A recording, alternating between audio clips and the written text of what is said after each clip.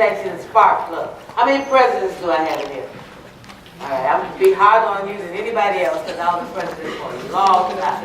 President is the spark plug of the group. You're the energy. You're the one who gets things started. You're the one who says the buck stops here. Right? When you get things, that means you handle them. You don't pass them on. You don't ignore them. You actually handle them. Now, that's not always easy. I was can't even think what the devil I was. A human resources professional. Through my whole career, I didn't work in plant except for a little while as a clerk.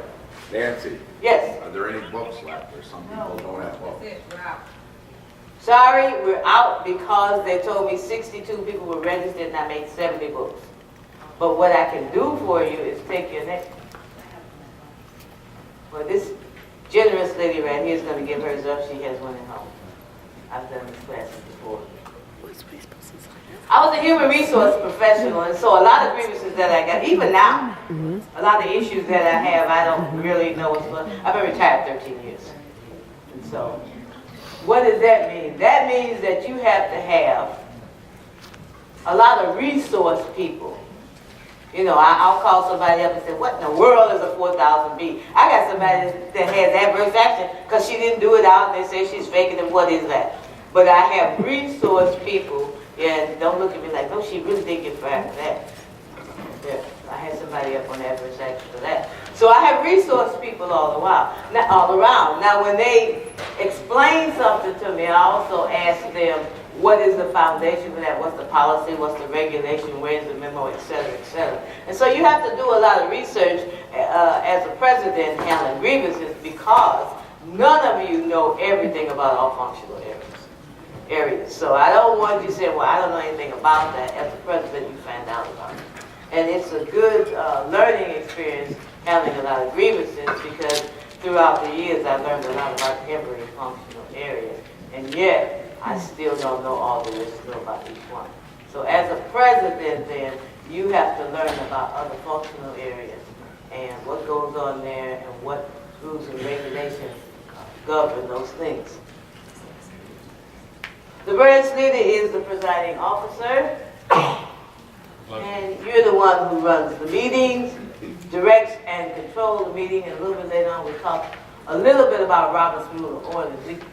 Because of the time frame that I have, we can't go through it, but the booklet that I provided is real easy. It's simplified. It's really reduced to help you.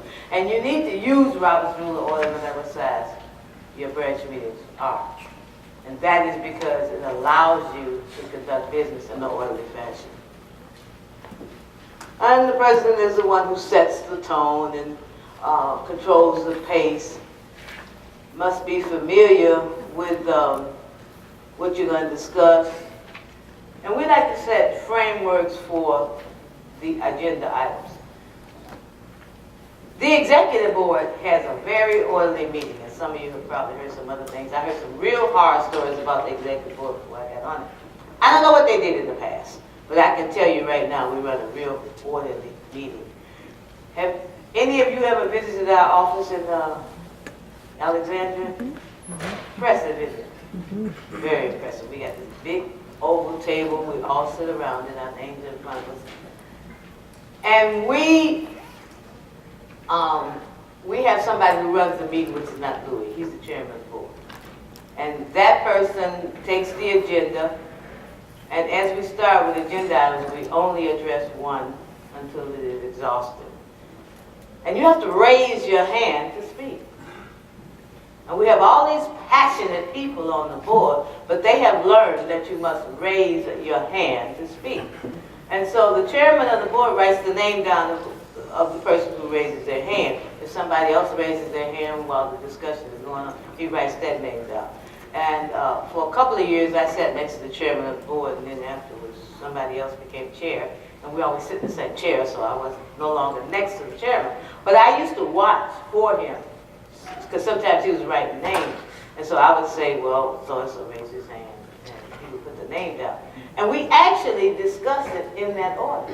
Not even Louis or Jay O'Brien just starts talking when they want to talk because they're resident officers. Yes, there are some times when Jay will need a point of personal privilege or whatever to explain something. Maybe we're debating an issue and none of us know what we're talking about. And so he will explain it if it's legislation or something else. Louis will do the same thing, and same thing with Brian. Other than that, we go straight down the list. And that's the way we do it. Sometimes people want to talk, even on the executive board, about something that has nothing to do with what we're talking about. And the chairman says, I'll put you on another list. So your topic is, and then he explains what it is, and starts another list.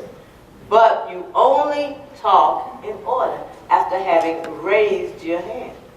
And believe it or not, that's the way we conduct our meetings.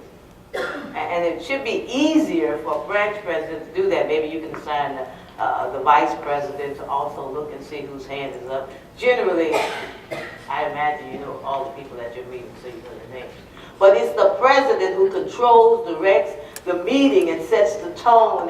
And sometimes it may be best to set a time frame for each agenda item because people just talk, even on the national executive board. President, you don't join in the discussion, and that'll be coming up in a little bit. So, if there's really something that you want to say, well, you probably need to have a conversation with one of the members on the board or somebody to make sure they bring that point up. Because you don't join in the discussion. I know some presidents do, but you are to direct the meeting and not to actually be a part of the discussion. If you've invited some guests to speak, let's hope that you at least know who they are. But not only that, you should know what they're going to address.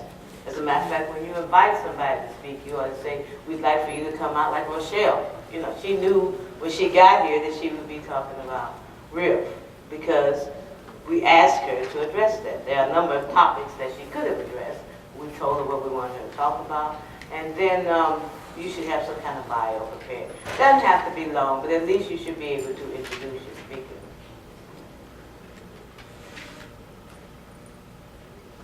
Now, the president should know the national and branch constitution, bylaws, or at least have a copy on hand. Because you want to act in accordance with your constitution. I was state president for approximately 12 years or so. And actually by the end of my term, I knew the Constitution. Because we always acted in accordance with the Constitution. And so you should know it or have a copy on hand. And we usually suggest that you keep also a copy of the national Constitution to make sure if you make some amendments to yours, it doesn't conflict with something that we've already decided at the national level. This is pretty important. If the branch constitution has a quorum, you should know what the quorum is. And if you don't have if you haven't set the number for a quorum, you need to set it. Because without a quorum present, your meeting is not official. And whatever you decide is actually not official. And somebody will come and challenge you. How many people were there? Oh, you didn't have a quorum. Oh, that wasn't official. In our branch, we used to have nice-sized meetings. But in the last, I don't know, 5, 6, 7 years maybe, the number of people who attend has decreased. And so we had to change what a quorum is. Otherwise, we would never have been able to conduct business. But you need to have a quorum set, and before you call the meeting to order, according to Robert's Rules of Order, a quorum must be present.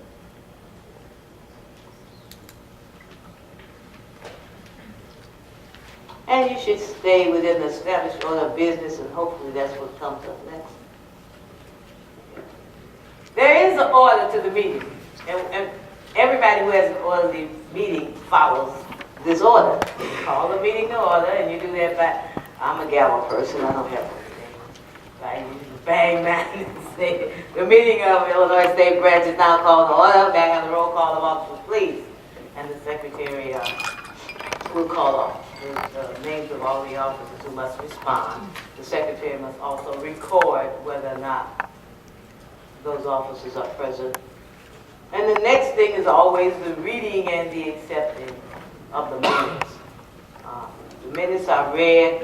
In some branch meetings, we pass them out, and we say take a few minutes to read the minutes. It doesn't matter which way you do it, as long as the membership has the opportunity to review the minutes, and then somebody makes a motion that the minutes be accepted as read, or if there are corrections, we do that. And the treasurer's report is handled the same way. So there's a calling of the meeting to order, the roll call of officers, the reading and the acceptance of the minutes, the reading and the acceptance of the treasurer's report. And then if you have committees, the committees begin to make their report. Some people have a standing committee, grievance committee. So if you have standing committees, then they report first. And then if you have other committees, the Christmas planning party planning committee, they would report next. And then from there, based on the minutes, whatever was unfinished from the previous meeting is discussed. Now, when I was president, I also contacted the secretary before the meeting, like maybe 2 weeks, and say, hey, what's on there? What was I supposed to do? What didn't we finish that maybe I could do some work on? So you shouldn't come to the meeting and when the secretary reads that the president said she was da-da-da-da-da, you go, oh my God. You should contact the secretary in advance to make sure whatever it is that you were supposed to do, that you've done it. You shouldn't have any surprises at the meeting, by the way. And so then you address the unfinished business and try to finish it. You entertain new business, and then you adjourn. That is the order of the meeting. Orderly meetings are really important in my mind because you have to respect your members' time, and you need to move in a way that you can accomplish things. I like the idea, I know I'm going to have a 2-hour meeting. Now at the national office, we actually have time frames that we know the meeting's going to end at 4 o'clock or 5 o'clock or whatever, unless we get into something really serious. And so that way people can plan. Often your members won't mind coming to a meeting if they know it's actually going to start at 1 and no later than 3 is going to be out of it. But if you're going to occupy that whole day, then you're not going to show up.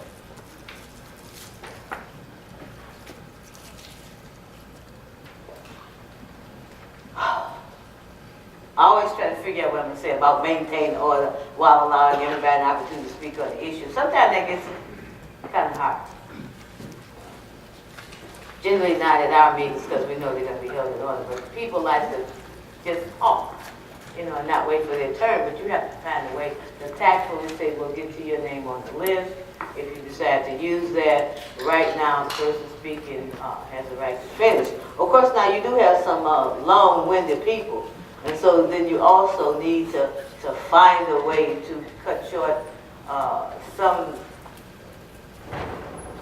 some presentations that go on and on with the person actually repeating the same thing over and over again, said in a different way. You can just tell them the topic has been covered, exhausted. We understand others need the opportunity to speak.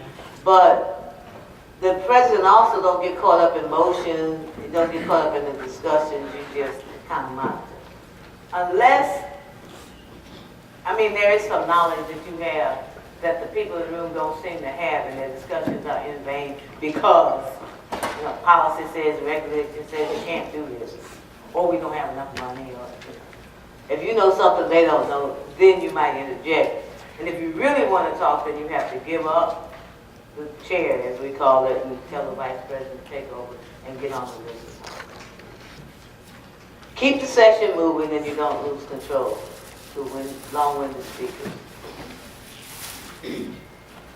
Now, the president appoints committees to do tasks of the branch, and sometimes in meetings you discuss things and they go on and on and on. You can just kind of say, you know what, I'm assigning this to a committee.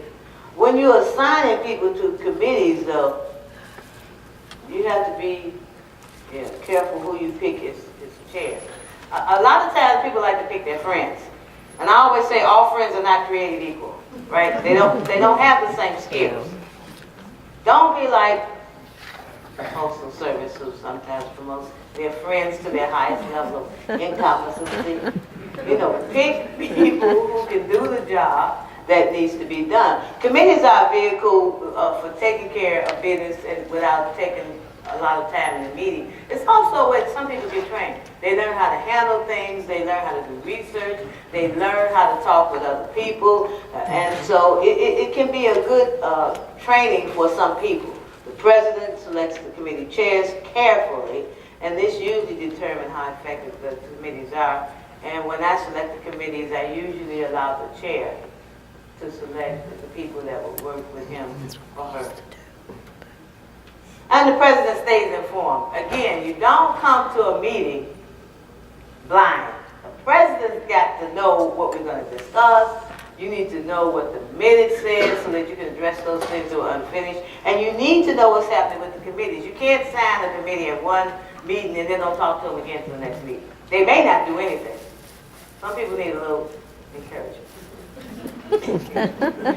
So you have to, you have to talk to them, find out what they're doing, and know what they're going to report on when they get there. One of my sons is a lawyer, and he always says, I don't ever ask questions I don't know the answer to. Never. Does not go to trial and put his, well actually he's prosecuted, but he put somebody on the stand and then ask them a question, go, what? No. You know what they're going to say. Well, sometimes they surprise you, but it's the same thing. When you get to a meeting, you should know what's on that agenda. You should know what the secretary has in her minutes. You should know what the treasurer is going to report. You shouldn't be surprised that you're broke if you are. And you should know what your committees are going to report. Because you talk to them between meetings. And so you're not just president running a meeting on meeting day, but you're president until your term expires. Every day. Every day. And so you talk to the treasurer, you talk to the secretary, you talk to the committees, and you know what's going to happen at that meeting. And as I said, there are some points that you might not be able to bring out while you're chairing the meeting. You talk to somebody on the executive board and say, look, we need to discuss this, you bring it up. And it really is the way it works.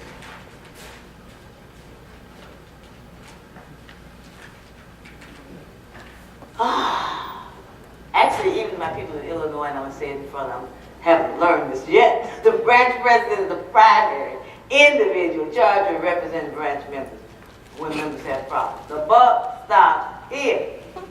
A lot of people like to call their area vice president, at least in my area.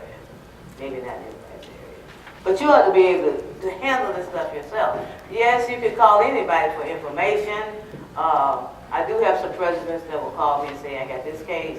What should I do about it? Who do I need to interview? Where are the regulations? What is the policy? Et cetera, et cetera. But the president is the primary individual who is charged with representing branch members when members have problems. And you ought to be ready to do that. I think the same president, Harry Truman, if I remember correctly, who said the buck stops here, also said if you can't stand the heat, get out the kitchen. I'm kind of rigid, I guess, when it comes to representing my members. I think that you ought to be ready to represent them, or you ought to give up the job. Try next year after we had some more training on. So, but the branch, and it's not that the president is the only one, but the primary individual charged with representing branch members. And the next thing is, I don't just represent the innocent, I represent my members. I have people call me up and say, Nancy, she really did go into tax and change this and do that. That makes your case harder, but it's still your case. Because that's still your dues paying member. Or that's the way I feel. Talked about passionate members on the executive board. I am one of those when it comes to representing my members. The president communicates with high-level management officials on behalf of the branch and individual members. Don't make upper management an enemy, an adversary. You need those people. Now, I've been around for a long time. Many of you know that I actually started Postal Service in 1960, and some of my friends are even vice presidents now. They are still my friends. When I get into a mediation or whatever, they'll say, hey, what's going on, buddy? No, but they're my friends. And sometimes I have to call them aside and say, look, give this person a break. Hey, this is Nancy, I need you. Is the trade-off, I'm going to have one member that I don't like and I'm going to give them up? No, that's not the trade-off. That's not ever the trade-off. But there are some people I know well, we have good relationships, we can sit around and talk. I had a case recently, actually in March when I was at the spring board meeting, 4 supervisors, all from the same office, faxed their emergency suspensions to me because all of them had to walk out of the building. That was a hard case, and it was involving tax. It took about 6 months, I guess. They wanted administrative leave. When it finally got up to the coon who was making the stepping decision, I've known him for a long time. We talked a long time. Bottom line is they're all supervisors. Still. I would not have beat that case in MSPB. No way. But because I have a working relationship with high-level managers, I don't go in there and show them, you can't do this to me, I'm Nancy Wesley. It's not your case. Actually, I don't work for the post office, so, I'm not worried about my job. It's not my job, it's my members' job. They can't hurt my feelings because I'm working for my members. That's an attitude you have to develop. I don't let my ego get in the way because I'm representing my members. I'm doing the very best I can. I begged for my members' job, and I never had to beg. I've never even got discipline in my 38 years in postal service. But I have begged for my members' job. Give them a break. This is corrective action. Well, it's already corrected because they already recognize what they've done wrong. They've already had a change of heart. They're already remorseful. And then I tell them, when you go in there, you be remorseful. Because some people don't want to be remorseful. I'm sorry, I didn't understand it, we'll never have to get. I'm not doing that, so I bet you want your job. Now, the president developed open communications with postmasters or other high-level managers, depending on the branch location. I'm a part of branch 493, and in our location, we don't have a postmaster. And actually, district offices are in the same building. So, for some of you, postmasters is the highest people in your building. For others, it's somebody else. The importance of a good working relationship cannot be overstressed. Cannot be overstressed. So I have a good working relationship with Peter Allen at the Central Illinois District. I can call him up. I can call up anybody in labor. And that is where you need to have a friend, by the way. A good friend. That you can call up and he or she knows I'm not going to tell a soul where I got this information, but I'm going to use what I already know to investigate. I already know that there's a memo out there saying da-da-da-da. I'm not going to go in there and say, hey, John Brown said that you got, but I know what to look for and how to look for it.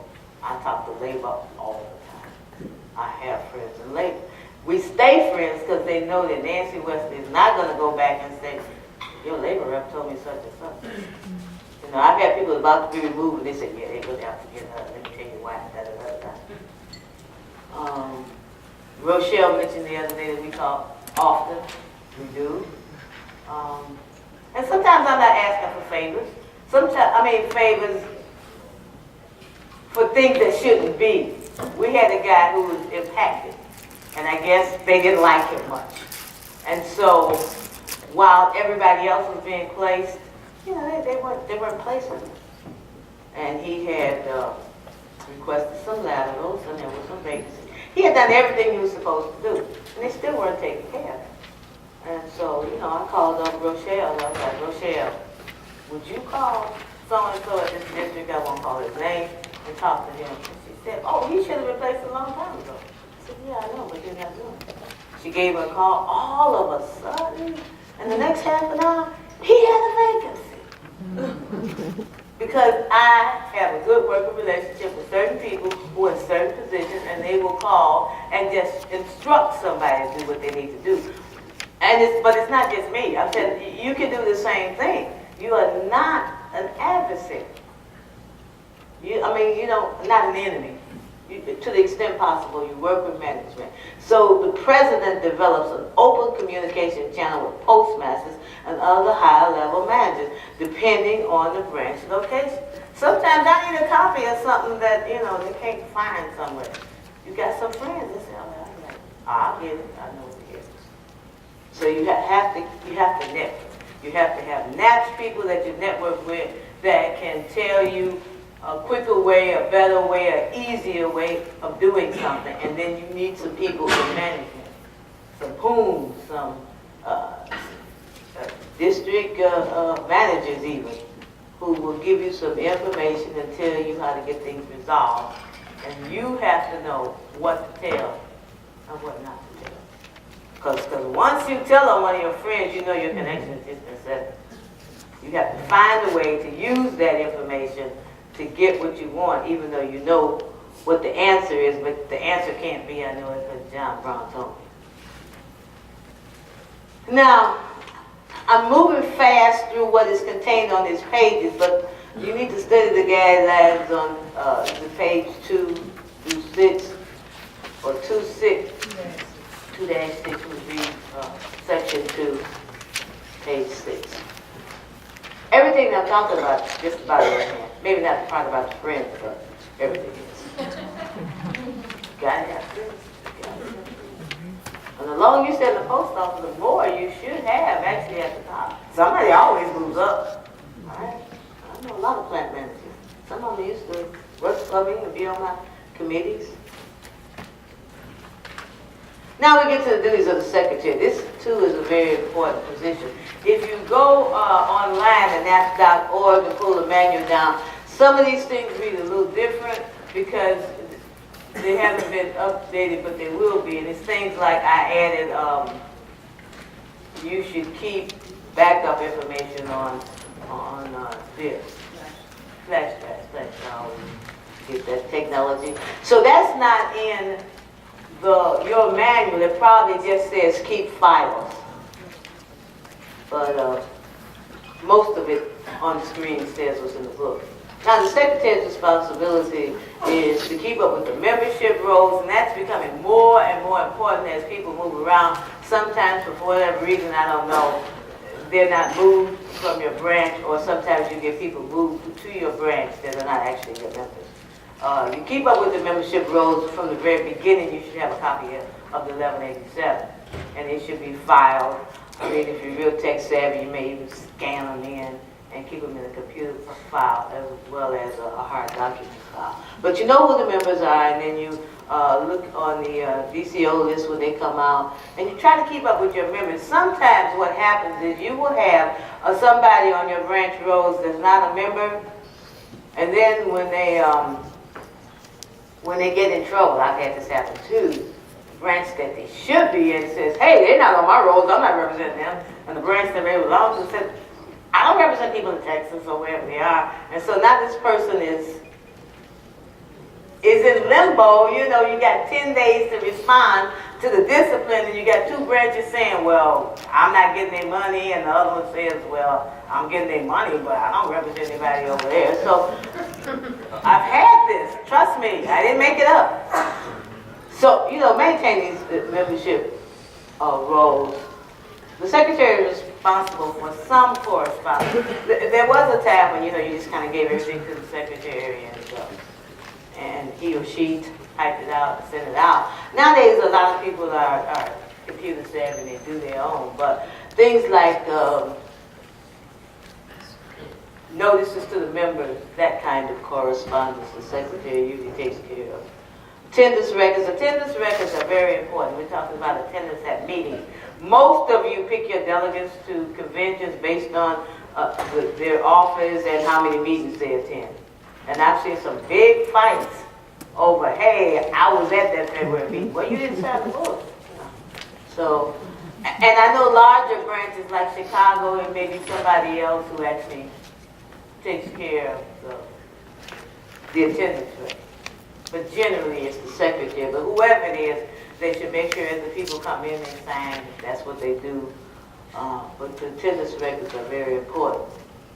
And the meeting minutes, of course, are very important. It lets you know what happened, what took place, what was passed, what failed. And so they're very important.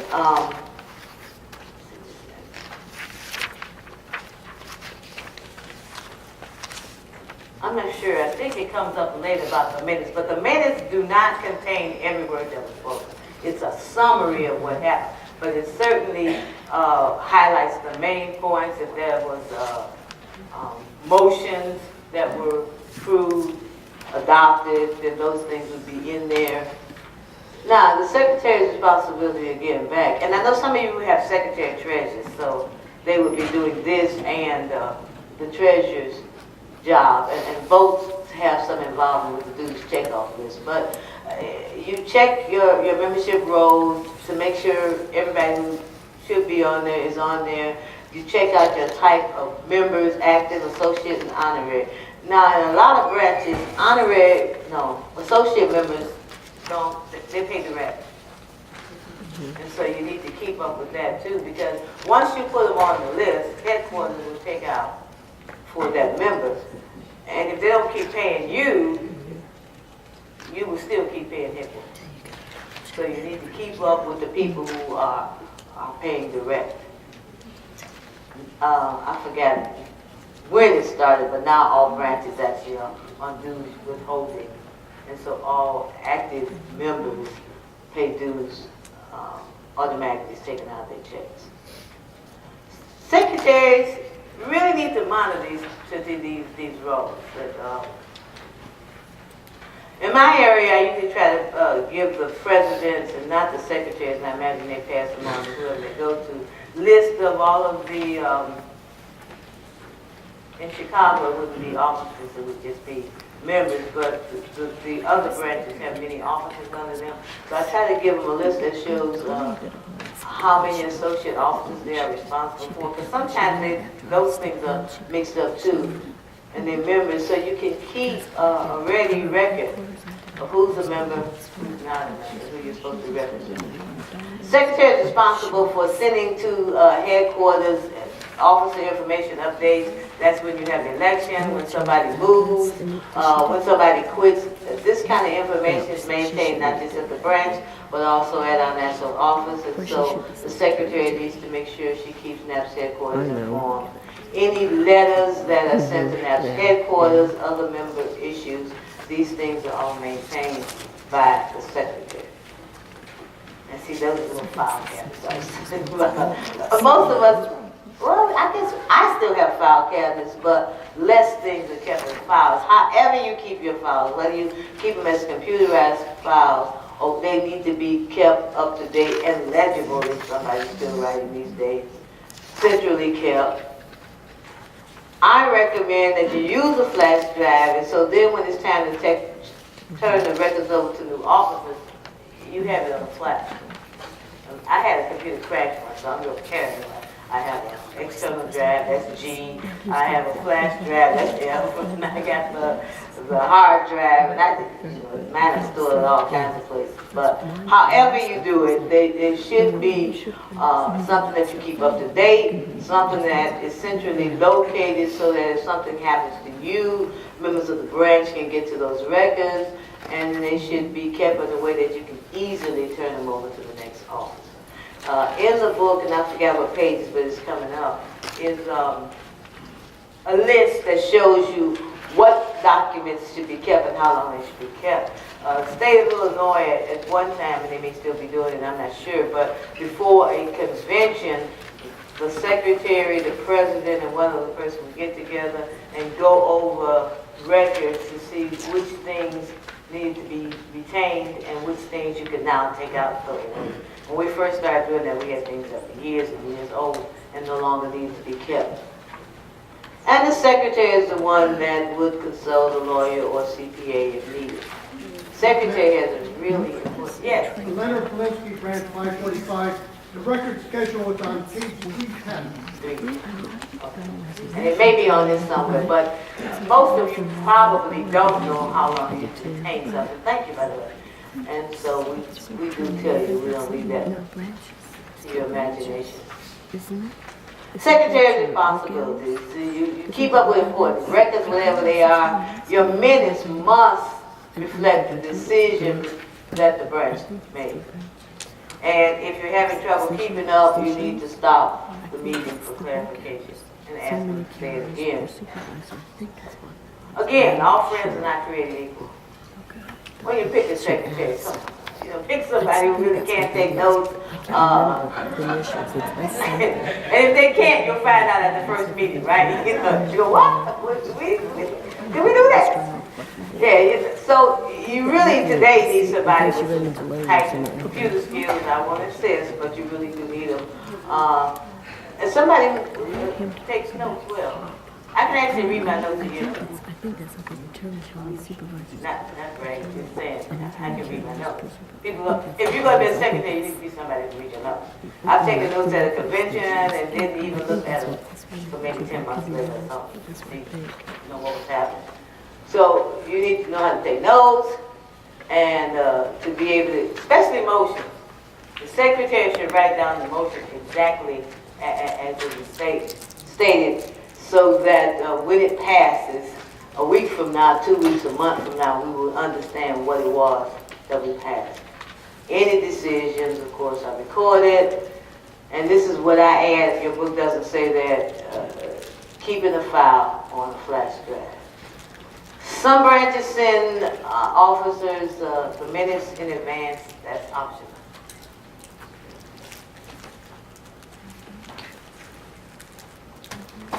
Okay, and that's where you can get that same information in your manuals, section 3, page 5. It's also the secretary's duty to submit members' change of address forms to NAPS headquarters. NAPS really wants to keep up with its members, and as you know now, we're sending stuff out all the time. Some things come to the house, and a lot of it though goes to email addresses. And so it's not in here, but it would be nice, I think, if in branches secretaries would also try to get the personal email addresses of their members. We don't send information to a post office computer. So if you want to be informed, you need to have a personal email address. And if you haven't been getting any email at all, somebody is really not feeding you information, because in some weeks I send out, 3, 5, 6, it's a lot of information coming out now. Headquarters floods the area vice presidents with information, and we try to send that stuff out as soon as we get it. And so some people don't like computers, like it or not, this is a computer age. And that's how you stay informed. That's how you get NAPS headquarters to you, that comes out, and then just other information. In the event of an IRS audit, the branch will be required to produce some records. And that's why it is one of the reasons why it's so important to keep accurate records. We don't want them to make their own determinations based on what they believe to be true because you couldn't provide them with information. Again, you can review section 3, page 10, for the retention. And now we move to the duties of the NAPS branch treasurer. The treasurer maintains the financial integrity of the branch and prepares an annual budget. A lot of people don't do that. A lot of branches don't do that. You need to have a budget. You know, and if it's not in the budget, guess what? It's not happening. It's just that simple. You have to maintain the integrity of the branch. You need to know in advance what you plan to do and how much money is needed to do that. If you're going to go to LTS, the state convention, the national convention, international convention year, you need to know how much money that's going to take. And that way there's not a lot of arguing over who can go. Some years, nobody. You need to know that. So you prepare a budget and you stick to the budget. Those of you who work for the Postal Service and have some responsibility with accounting or budgets know that we have also line items. That's not a bad idea. I don't care if you got $10,000 on line 2, but you really need some more money in line 1. You can't take the stuff from line 2 and spend it on line 1. And you need to set your budgets up like that. You know what you're going to do, and you work within your budget. And you don't have to have a lot of money to stay in the budget. All you got to do is just spend the money the way you plan. Because whether you got $1 million or $10, once you spend $1 over what you got, you in trouble. Treasurer pays expenses, accounts for receipts, handles checking and savings accounts. Some branches only have one, and if you have one, it's probably a checking.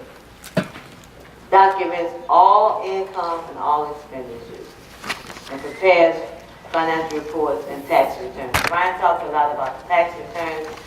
That's his area of expertise, finance. And I know a lot of branches aren't doing it, but you need to start doing it. Because you know the IRS will let you go sometimes for a long time, and then when you least expect it, you get a letter. So you need to stay on top of that.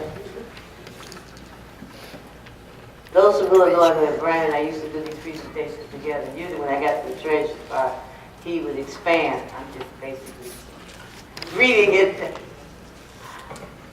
Officers, other duties, branch dues. With the secretary, the treasurer also checks the dues, check off list, and, you know, to see that all the members are there and that the dues belonging to their branch are received, that the associate members are actually paid. In my branch, the associate members paid January 1, the first meeting in January. Or they mail them in if they don't come to the meeting. Usually at meal functions, it is the treasurer who collects the tickets and collects the funds in advance, issues checks, etc.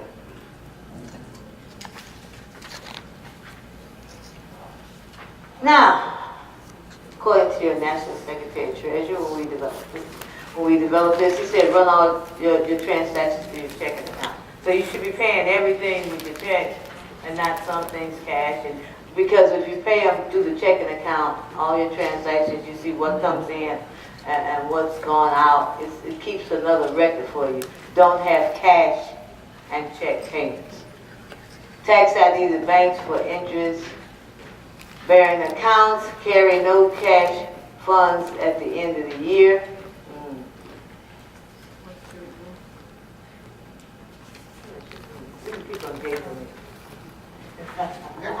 Pick it. Jay, Brian says carry no cash funds at the end of the year. Do you have any idea? Well, cash is cash. Right. What do you need cash for?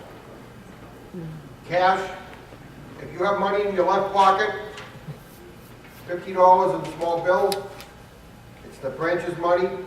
How do you know it's the branch's money? It's the same color as the money in your other pocket. Before you know it, you know, it's like taking money out of your cash drawer if you're a clerk.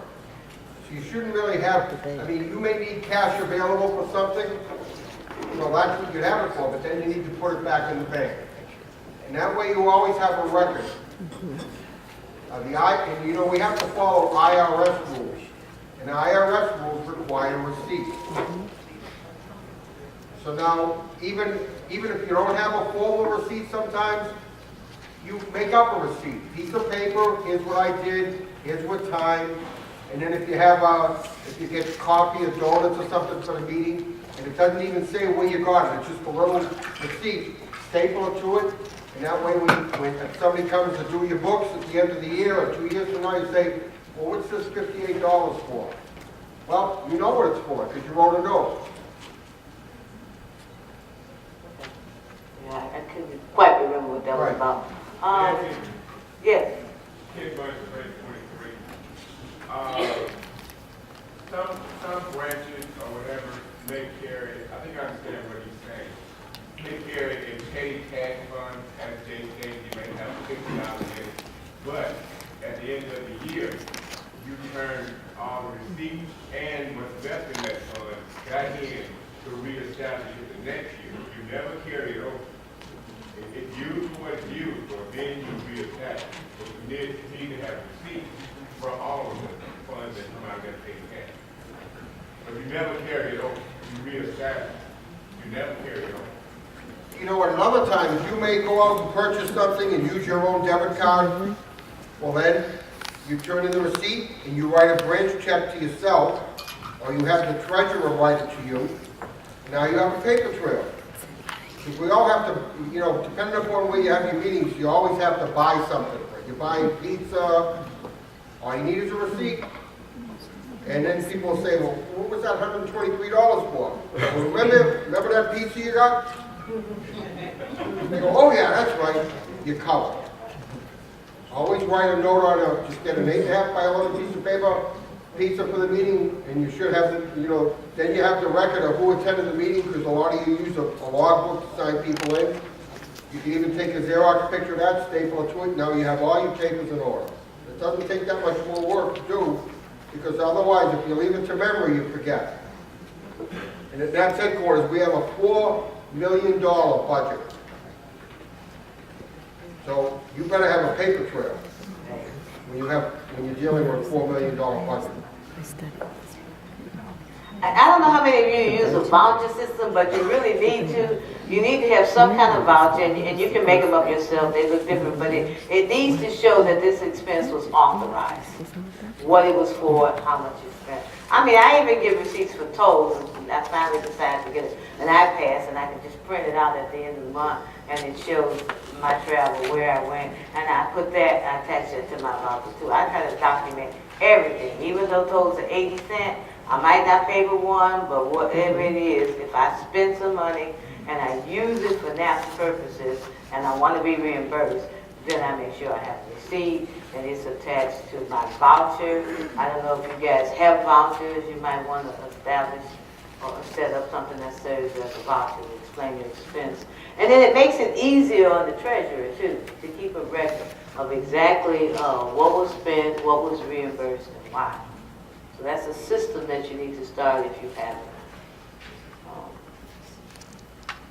So balance the checking account monthly, file signature cards when the officers change. That's something else that some of you have been negligent in doing. My name stayed on the account for a long time. I was like, take my name off that account.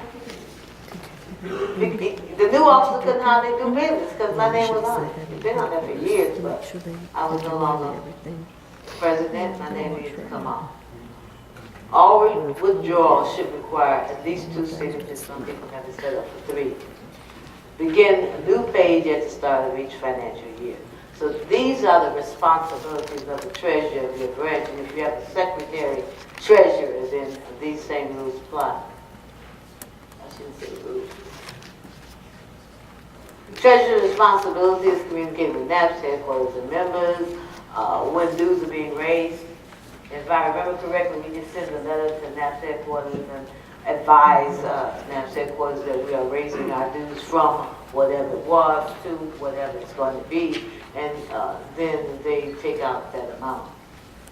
DCO printouts, active and associate members, that's the same activity that we discussed earlier. Treasurers, secretaries, keep up with the DCO printout. DCO checks, well, that's not an issue anymore. That's something else we have to change. Everybody's on direct pay. Everybody's on direct pay. At one time, we received checks and some people would just hold on to them for reasons that I don't understand. A long time. But that's no longer applicable.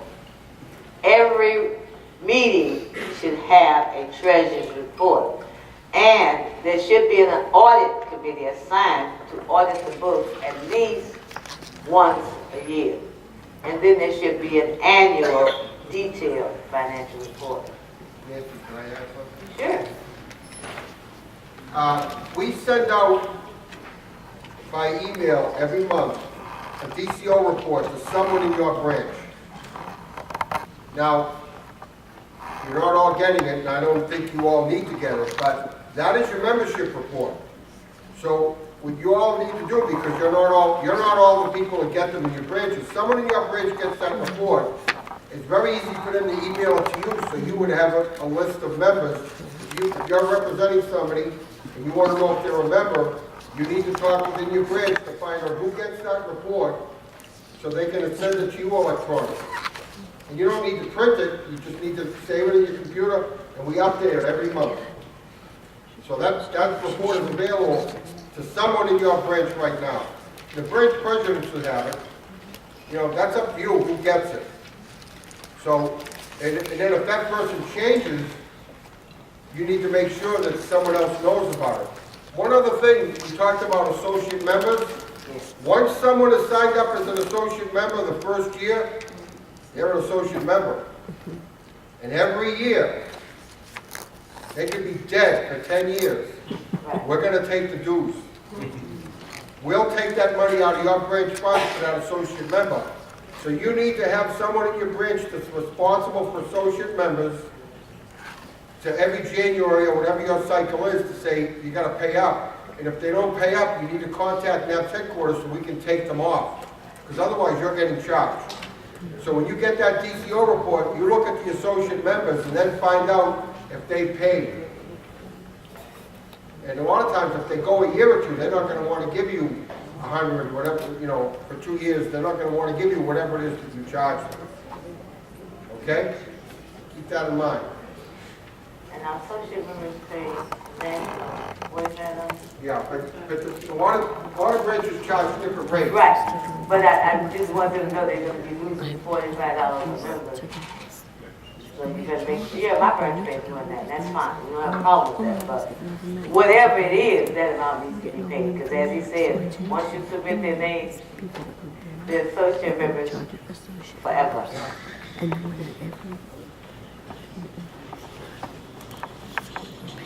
So some of these jobs I have a lot more duties than people expect. You know, they think it's just, let me get this, let me get that, I'm on the executive board, not go to conventions, but there's some requirements, some duties. And for your branch to function well, you need to make sure every officer is doing those duties. And of course, the duties of the treasurer can be combined with the secretary's position, and some branches have secretary treasurers. Oh, by the way, dividing the treasury among the members is an IRS violation. We actually had a branch that didn't do anything, didn't go to conventions. At the end of the year, they thought it was all right. We just divide them a little bit as a Christmas present. You can't do that. Seems like a plan to them, and everybody voted on it, you know.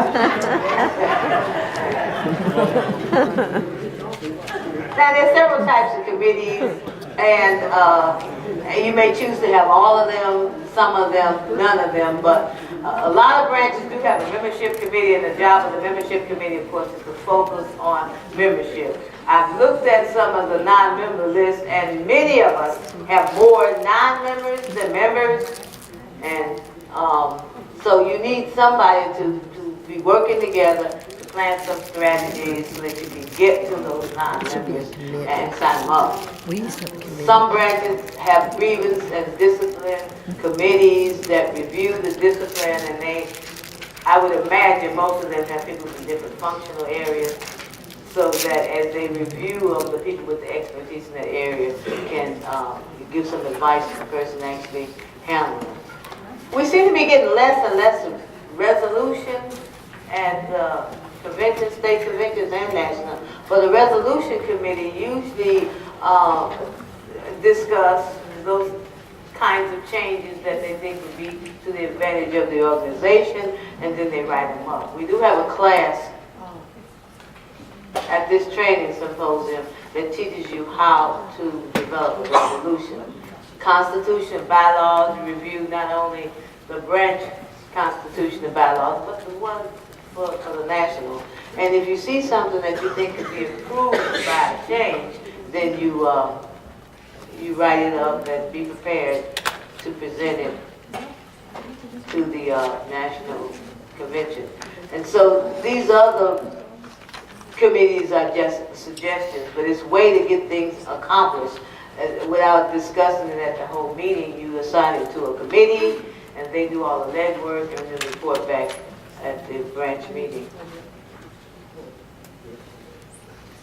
Each committee on it. So section 5:10, page 10 gives some examples of committees. In this book is something that is really important if you're hosting a convention, protocol. You know, where you sit people, how you make badges up. I know a lot of times we say, hey, where we gonna put so-and-so?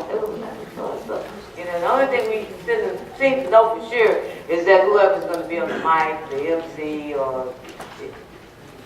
sits near the podium. Otherwise, we just sit people anywhere. And there's actually a protocol. There's a way that people need to be seated. There's a way to send invitations out to request for public officials. And now with the computer age, of course, you don't have to invent the wheel. You can use some of those letters as a form letter and just change the names and dates. But you do need to be aware of how to request public officials and how to send out other invitations to people that you want to attend your meetings, conventions, and seminars. Or the other speakers. Who comes first? Now, does the president speak first or does the president speak last? Those kinds of things are addressed in here. Or the seating. Has anybody taken an opportunity to look at those pages? I mean, they're pretty good. Because most of us, when we have these meetings and conventions and seminars, really don't know. We just play it by ear. You don't really have to do that. Section 6, pages 1 through 6 will give you examples, and you can follow those examples. Some branches don't have legislative reps, but I think actually that each branch needs to have one. Because there's a lot of things that can be done at home. Some small branches say we can't afford to send anybody to LPS. Well, maybe you can contact your congressman in Washington, D.C. personally. You have to use email, but you can contact them when they're at home. And so if you have a branch legislative rep, they get some information that all of you don't get. Bruce Moyer sends things out to legislative chairs of the state sends them out to the branch people, so you can keep up with what's going on and be legislatively smart. And then you need to maintain personal contact with your congressional representatives there. He needs to know who the postal people are, he or she. Alert branch members on pending legislation. So if there's something out there that we want our members to make the congressman aware of, this person will let the members of the branch know. And it says initiate an underwriting campaign, but we've already been told that if you go to NAPS.org, you can contact your congressman. Some messages have already been written out and you just send them showing that you are in support of the bill, or sometimes I guess we might even be asking people not to vote for it. But whatever our position is, that local person will be able to let the local branch members know, and you can be active and legislatively smart without going to LTS or going to Washington.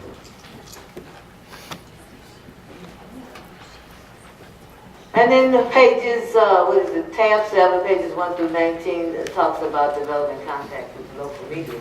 And just with this last save, remember the post office, we did have people who were contacting the media, and we showed you what, like Detroit's efforts, things that they did to get it out there in front, to make sure the public knows, to make sure our officials know. So at the branch level, it is important to have a legislative rep. We all have them at the state